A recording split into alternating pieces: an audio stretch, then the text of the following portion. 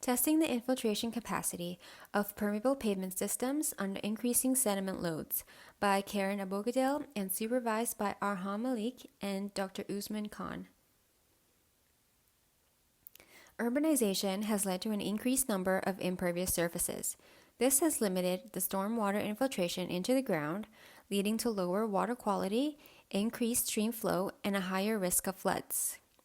Permeable pavement systems are a type of low-impact development used to mitigate these effects by allowing the stormwater to infiltrate through hardened pavement.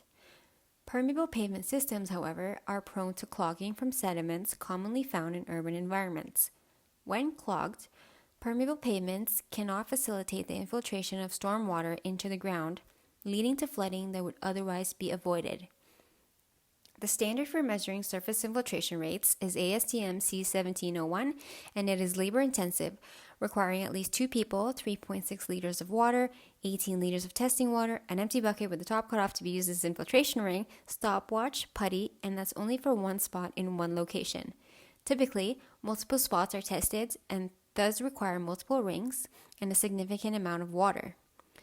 Due to the amount of work required, the standard surface infiltration tests are rarely performed for permeable pavements.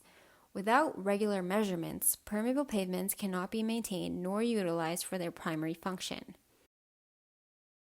This research aims to create a mobile phone app that can estimate the surface infiltration rates of permeable pavements through a simple digital photograph. Previous research has found a relationship between the surface infiltration rate and image parameters such as mean gray level. This requires a large amount of data collection, meaning a lot of photos and simultaneous infiltration tests. 3 types of permeable pavement systems are available: porous asphalt, permeable interlocking concrete pavers, and pervious concrete. For this research, 4 laboratory models of pervious concrete were created and clogged with sediments. Sediments were added to mimic the annual loading observed in the Greater Toronto Area. A report from the TRCA analyzed the sediment concentration in the runoff in GTA parking lots, the results of which are seen here. The average particle size is seen by the black line.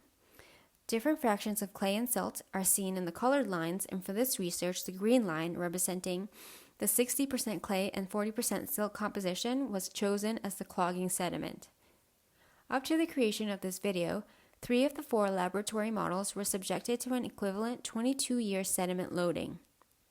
The 4th was left unclogged, designated as the control. Images and surface infiltration rate tests were simultaneously done and compared.